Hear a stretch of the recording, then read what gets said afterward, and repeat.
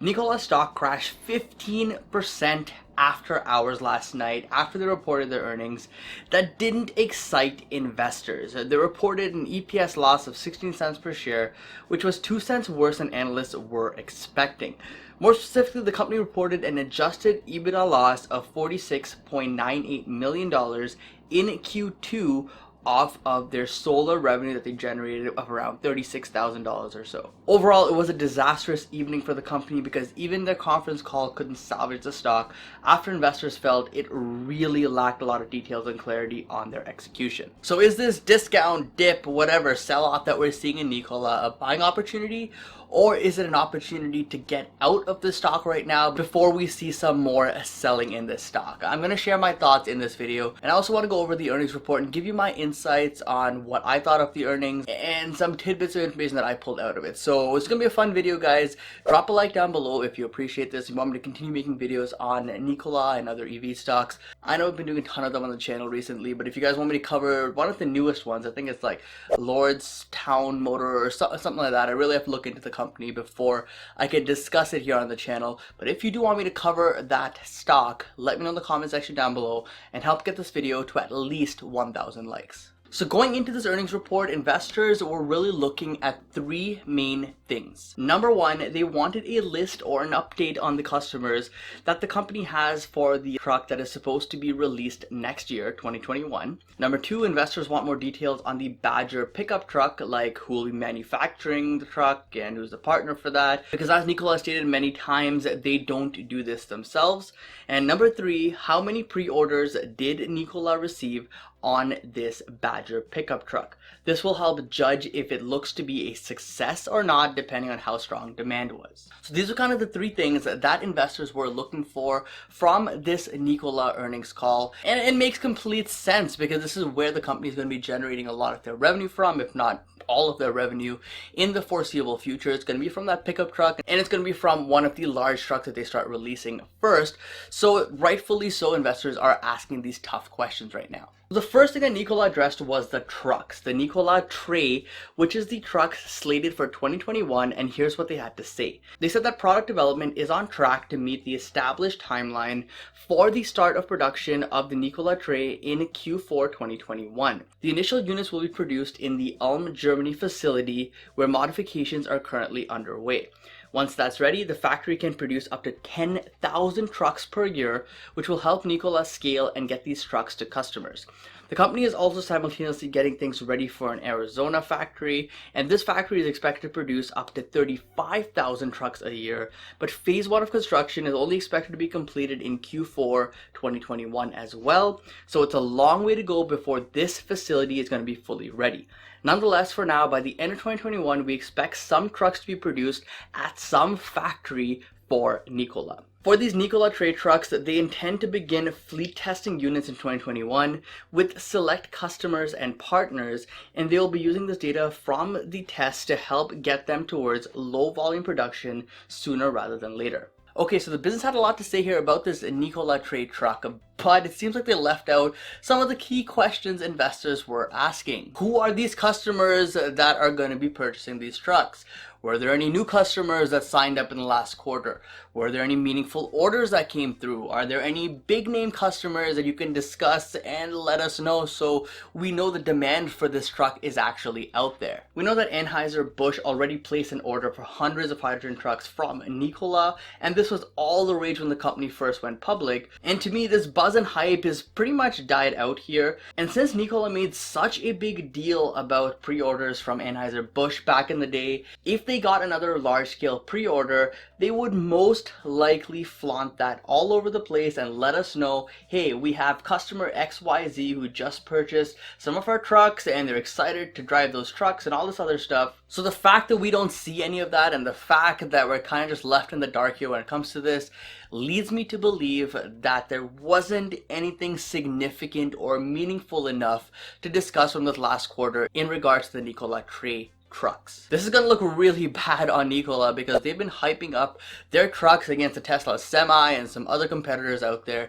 So if there's no traction being made here with pre-orders or interest for customers and all that kind of stuff, investors are not going to be happy, and as a result, you're going to see what we've been seeing, and that's a big sell-off in the stock. The other elephant in the room was the Nikola Badger, as I mentioned, but they were surprisingly quiet about this as well during the earnings release. In fact, in their report, they didn't mention the Badger at all. So this tells me that either they are waiting for a grand reveal to give us some blowout numbers here on pre-orders and interest, which will send the stock skyrocketing, or more realistically, it ended up being a flop and the numbers are underwhelming, so it's better kept as a secret for now instead of releasing it, which could hurt the reputation and image of the ex-CEO and the brand itself, because this truck was flaunted all over social media like Twitter when it was released for pre-orders. Also, we got absolutely no information on who the manufacturing partner for the Badger will be, no details on the pre-order, and once again, the investors are just left in the dark here, just making guesses as to how Nikola plans to bring this to production. So I mean, this was pretty underwhelming, guys. Like, there were a couple of things that investors were waiting for, and neither of those things were really addressed and talked about in any sort of length or detail. And if I was invested in Nikola, I'd be pretty disappointed as well with the company and how they approach this. When you're an investor, you want to know as much of the company as possible. You want them to be as transparent as possible. But to me, it looks like they're trying to hide bits and pieces of information just to make the company look as good as possible, when behind the scenes, things may not be all that great. So just keep that in mind. I don't really know one way or another what's true and what's not, but I can just take what information we have, and unfortunately right now it's a little to nothing. I know a lot of you are hoping for some good news of this earnings report, maybe some numbers on the Badger, which could have sent the stock much higher, but they chose not to do that, and they chose to just keep things under the rug for now, be hush-hush about everything, and as a result, investors have had enough and they're done with this stock. From the way I see it, you pretty much know more or less the same amount about the company after their earnings as you did before their earnings, so it wasn't a very valuable earnings release here. Anyways, moving on, let's look at their financial situation here today, because they did update us on that as well with their balance sheet and their income statement, so that'll give us a better idea of where this company is headed, at least from a financial aspect. Revenues were up $36 million, but the cost to get those revenues was $30 million, so they ended up with around $6 million in gross profit. Then came their operating expenses, research and development expenses, and other costs here and there, and this resulted in net losses of $86.6 million. Net income, guys, is the real losses or gains for a business, so this is what I like to look at, and to me, a loss of nearly $100 million is quite significant.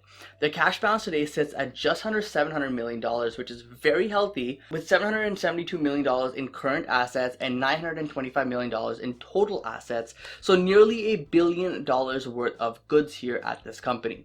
With liabilities, the current liability sits at $30.6 million and their total liability sits at $43.4 million. So the company has a ton of cash here and a cash buffer. Honestly, I'll say this, if the company was further along with their execution and were actually selling their product here today with a balance sheet like this, it would be an extremely compelling argument, a strong balance sheet, and I would actually be more serious about considering an investment in this company, because having nearly $1 billion in assets but only $43 million in liabilities is a very strong position to be in. But here's kind of my concern. They're losing close to $100 million a quarter.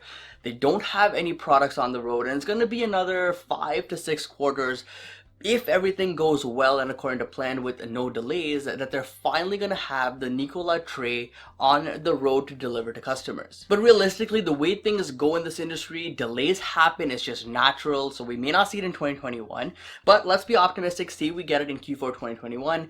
The other thing that's probably going to happen is as we ramp up and get closer and closer to that, expenses are also going to rise, and that $100 million loss could balloon to $150, $200 million.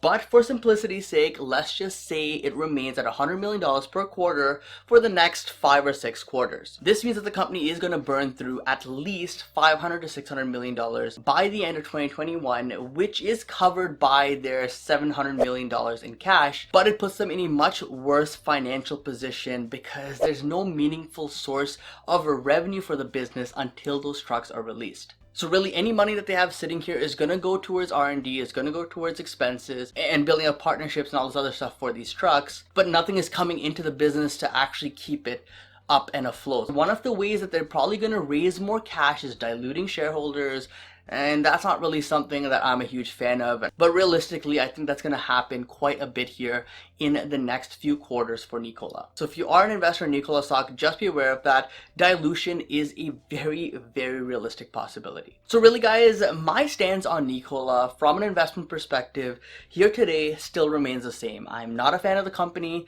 I'm not a fan of their hydrogen approach, and I'm not a fan of their management team either. So as an investment, the stock is really not on my radar right now. If and when they start bringing in meaningful revenue and they actually have these trucks produced and they have them on the road and orders are fulfilled, that's when I will reevaluate this as a possible investment depending on what the balance sheet looks like then. But as of right now, with everything that we see today, not interested. But either way, what I will continue doing is monitoring this company closely, and I will update you guys on any new information that I come across that I feel is relevant around this stock, because I know a bunch of you hold this company. So if you want me to continue doing that, just let me know in the comment section down below. And of course, like I said, 1,000 likes and we will make that new video on, I think it's Lordstown, Lord something, in our next video. Guys, clearly I need to do some research on that company. So get 1,000 likes as soon as possible so I can spend some time researching it and release a video on that for you guys. Either way guys, hope you enjoyed this video. Don't forget to invest positively, and I'll see you in the next one.